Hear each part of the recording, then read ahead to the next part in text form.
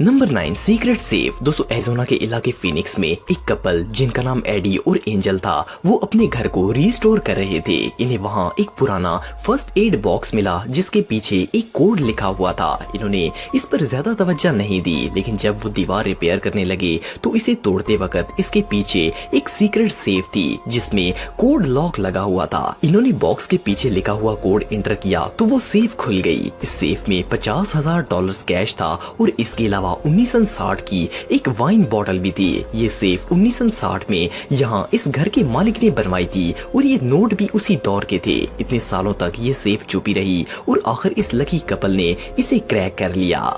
Number 8 queens. दोस्तों एक दफा बेली कैसल नॉर्दर्न आइलैंड में एक फार्मर की वेडिंग रिंग गुम हो गई। ये फार्मर वो रिंग ढूंढने के लिए एक दोस्त के साथ मेटल डिटेक्टर लेकर फसलों में चला गया। अनफॉर्चुनेटली इन दोनों को वो रिंग नहीं मिली, लेकिन पॉल और माइकल गैलन को मिट्टी में रिंग ढूंढते हुए 84 पुराने सिक्के मिले। ये ओल्ड क्वींस 16वीं सदी के थे। इनमें से एक सिक्का हेनरी द 8 एरा का गोल्ड क्वीन था जो कि बहुत ही वैल्यूएबल था। ये क्वीन कलेक्शन एक रियल ट्रेजर था और इन सिक्कों की वैल्यू 1 लाख पाउंड से भी ज्यादा है। ये नॉर्दर्न आइलैंड की हिस्ट्री का सबसे वैल्यूएबल क्वीन ट्रेजर था। पॉल और माइकल ने इन सिक्कों को बेचने के बाद पैसे आपस में बांट लिए। ये सच में बहुत लकी थे।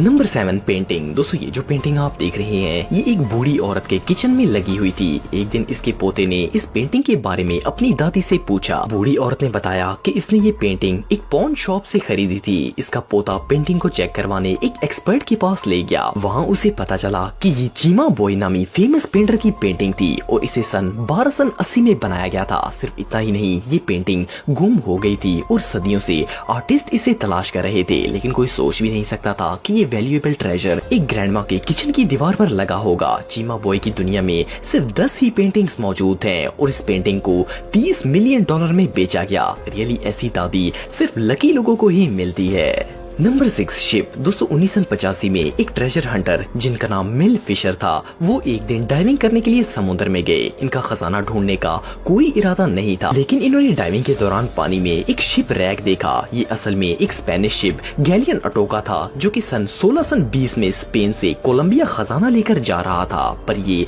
रास्ते में डूब गया था और किसी को इसकी लोकेशन पता नहीं थी। Luckily by chance Mel Fisher ने इसे ढूंढ लिया। इस शिप में 40 टन सोना चांदी, 1,14,000 सिक्के, बहुत से आर्टिफैक्ट्स और अनकट डायमंड्स भी मौजूद थे। इस शिप से रिकवर होने वाले ट्रेजर की वैल्यू $450 मिलियन से ज्यादा थी। ये अटोका ट्रेजर इंसानी तारीख के सबसे वैल्यूएबल खजानों में से एक था। नंबर 5। दोस्तों ये जो पुरानी स्वेटर आप देख रहे हैं शायद इसे कोई फ्री में भी नहीं लेना चाहेगा, पर एक शख्स ने इसे एक थ्रिफ्ट स्टोर से सिर्फ 58 सेंट में खरीदा था। जब ये इस स्वेटर को लेकर घर आया तो इसने देखा कि स्वेटर पर लोम्बार्डी नाम लिखा हुआ था। लोम्बार्डी 1950 के दौर के सबसे फेमस फुटबॉल कोच थे। इस शख्स ने इंटरनेट पर जब सर्च किया तो इसे 1950 की एक तस्वीर भी मिली जिसमें लोम्बार्डी ने ये स्वेटर पहनी हुई थी। इसने फॉरेन एक्सपर्ट्स को ये स्वेटर दिखाई और कंफर्म हो गया कि ये रियल है। चंद दिनों बाद एक ऑक्शन में इसने ये 58 सेंट्स की स्वेटर $42,000 में बेच दी। ये सच में बहुत लकी था।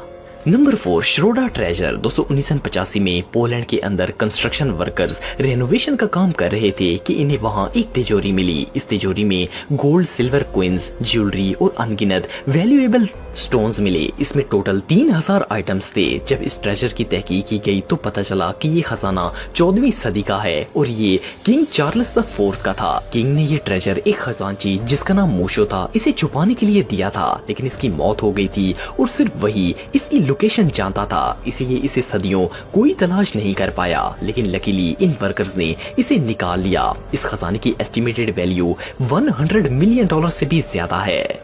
Number 3 old bank. दोस्तों अक्सर ऐसा होता है कि दुनिया के कई बैंक्स दिवालिया हो जाते हैं तो इन बैंक्स को बंद कर दिया जाता है, लेकिन हर बैंक में सेफ डिपॉजिट होते हैं। कुछ लोग तो अपने सेफ डिपॉजिट से अपनी कीमती चीजें ले जाते हैं, लेकिन कुछ ऐसे भी होते हैं जो कि इन्हें रीओपन करने के लिए जिंदा ही नहीं होते। 2011 में जेमी ओलिवर जो कि एक शेफ थे, इन्होंने मैनचेस्टर इंग्लैंड में एक बिल्डिंग खरीदी जो कि पहले एक बैंक हुआ करता था। इन्होंने वहाँ एक रेस्टोरेंट बनाना था। जब इसकी रेनोवेशन का काम चल रहा था तो इन्हें लॉकर के पीछे कुछ ऐसे सेफ बॉक्सेस मिले जो कि ओपन नहीं किए गए थे। जब इन बॉक्सेस को खोला गया तो इन तमाम बॉक्सेस में ढेर सारी कीमती चीजें मिली, जिनमें गोल्ड, कैश, ज्वेलरी और वैल्यूएबल गुड्स थी। इन तमाम चीजों की कीमत 1 मिलियन पाउंड से भी ज्यादा थी। Number 2 novel. दोस्तों मार्क ट्वेन एक अमेरिकन राइटर थे और ये इतने फेमस थे कि इन्हें द ग्रेट अमेरिकन नॉवेलिस्ट कहा जाता है। 19वीं सदी में इन्होंने 600 पेजों पर मुश्तमिल एक नॉवल लिखा था और इसे एक लाइब्रेरियन को भेजा ताकि वो इसे संभाल कर रखे